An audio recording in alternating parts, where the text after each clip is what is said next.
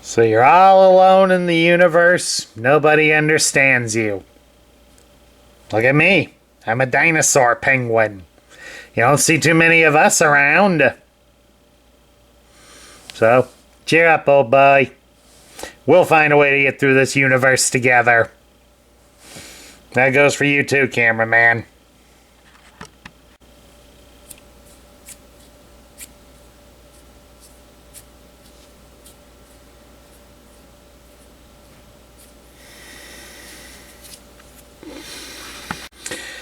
Hello everybody, Sparkster1701 here, and today we're taking a look at a Decepticon Seeker jet. This is Thundercracker. Thundercracker was released in 1984 as part of the first wave of the Transformers. He would also get released in 1985. He would be discontinued at retail in 1986 and would become a mail-away exclusive, appearing on the Stars brochure.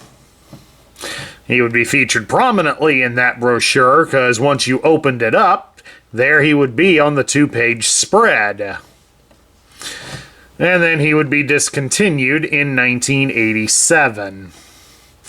Now, of course, interesting fact on Thundercracker, while he appeared in the US spread of the Stars brochure, he would be replaced in the Japanese version of that spread with Dirge. Thundercracker is probably the most misunderstood of the Seekers, as while he is shown to be a loyal Decepticon, especially in the cartoon to a degree, Thundercracker in reality is basically a drifter. He was recruited into the Decepticons mainly through Megatron's speeches of how to make themselves prominent and important. But in reality, Thundercracker was just looking for a place where he felt that he belonged. He joined up and, for a while he had fun with Starscream and Skywarp and the others. But he really isn't big on the various war crimes that the Decepticons are perpetrating. However, it's mainly his fear of Megatron that keeps him from speaking out about it and just has him continuing on. As he knows if he speaks up to Megatron about how he feels about what they do, Megatron will more than likely point his fusion cannon at him and blast him to pieces.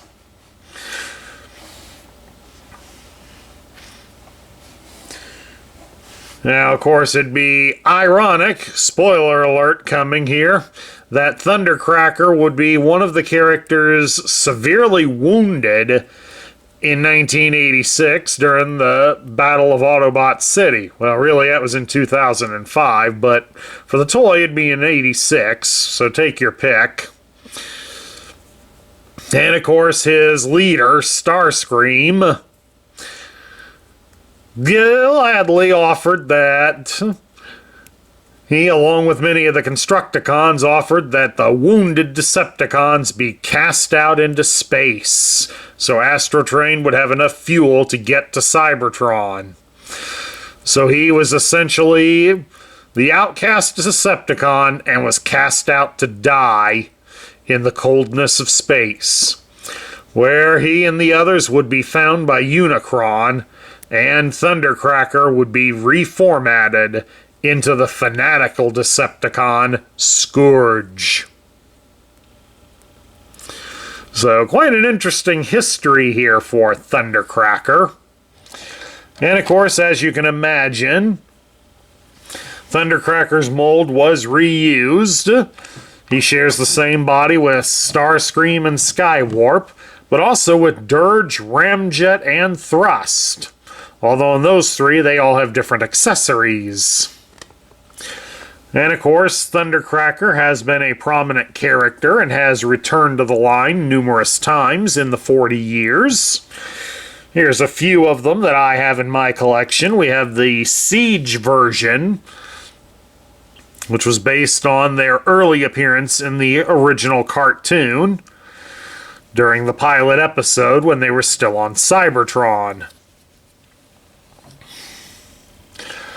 And then, of course, then we have the Earthrise release of Thundercracker, which is done up to be somewhat more accurate to his cartoon counterpart. This version of Thundercracker was an exclusive to Target stores at the time, as he was sold in a 2-pack with Skywarp. Then Thundercracker would return again in the Legacy Evolution line as a core class figure, allowing him to be placed in and played with around the Autobot Arc set released in the Kingdom line. Hopefully they'll eventually make enough of these guys that for display purposes we can remake how they all looked when the Ark crashed.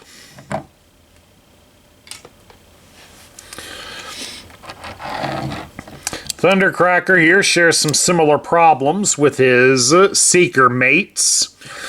Notably that the piece that connects his chest in the center here like that does wear out to the point it no longer connects. That's the problem with mine. That's why he keeps looking upwards. And secondly, as you're going to see here in a moment, is the plethora of loose parts that they have. Since there's so many loose pieces for the Seekers, it is very difficult to find one 100% complete. For those of you who are new here to the channel, you can see I wasn't kidding on that. Those of you that have been around the G1 line for a while, you knew this was coming. These are all the pieces for Thundercracker. Starting with 2 large prominent main wings.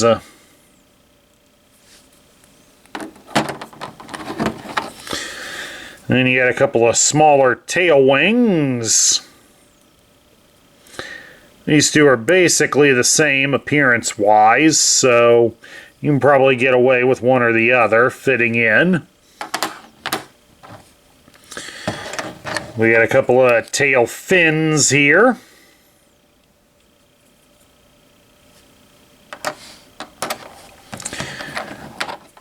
We have 2 black fists.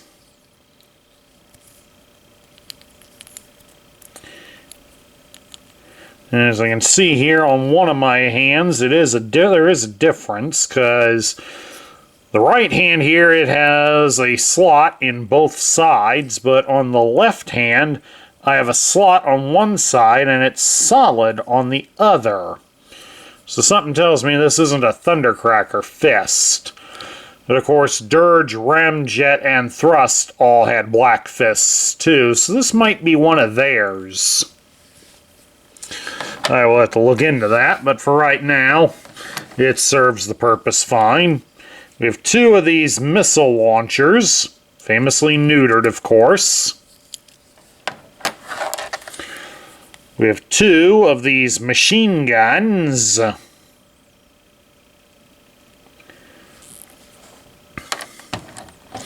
And of course, we also have 2 missiles.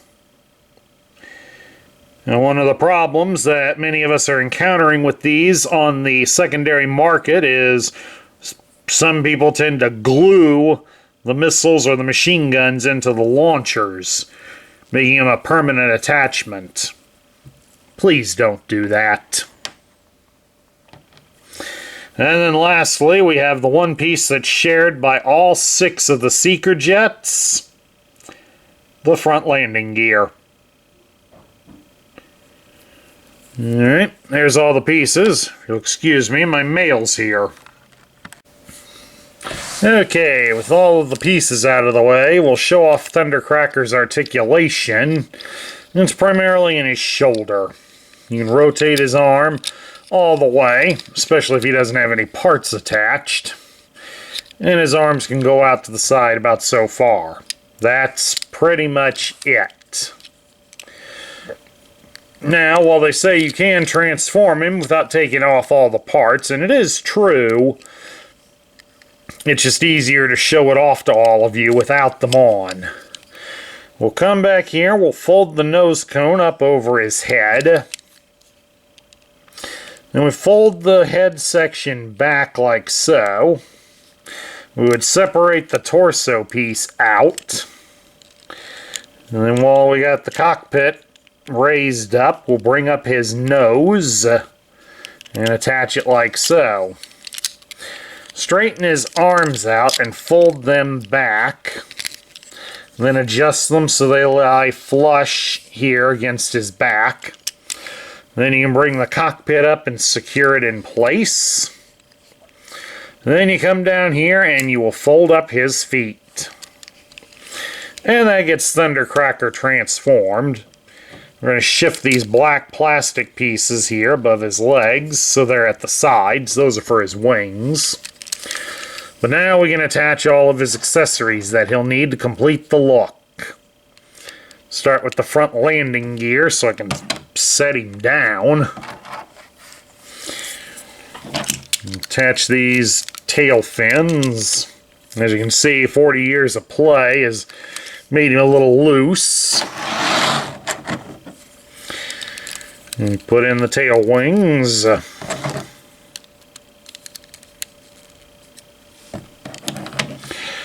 There we go, he's taking shape. Gather the launchers, and we're going to put the missiles in. They say it doesn't really matter too much, but the guns are for his robot, really for his robot mode, and the missiles are for the plane mode. And we'll get a wing. Attach the launcher underneath.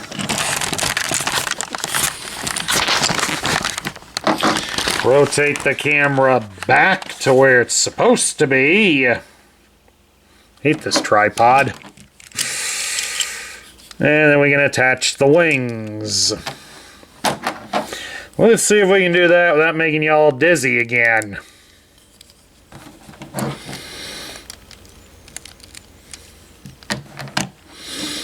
And there we go. That gets Thundercracker all together with all the pieces. And in his alternate mode of an F-15 Eagle. There are some people that gripe about that this powder blue color is kind of bland, but I think it's kind of neat.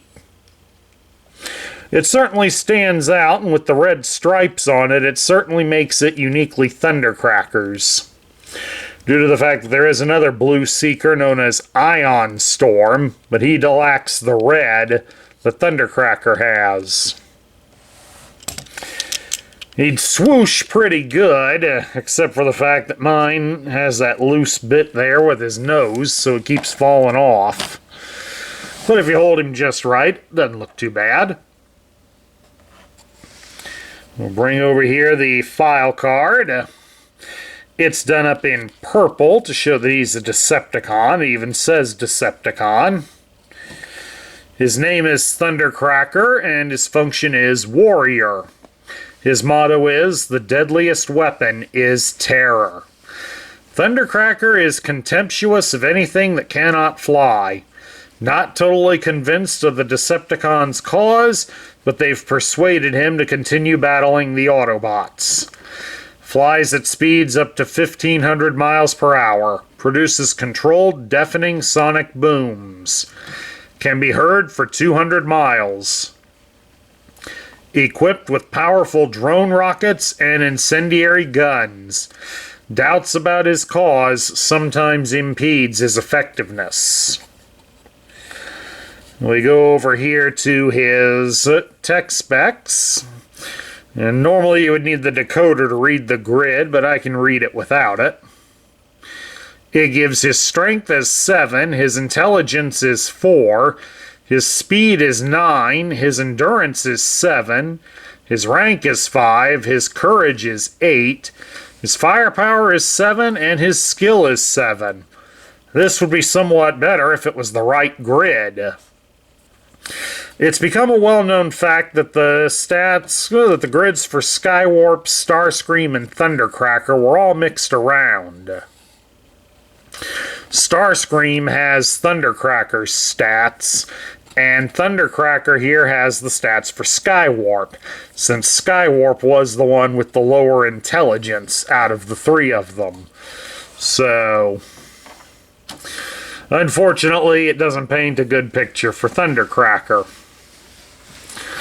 So we get down to my thoughts.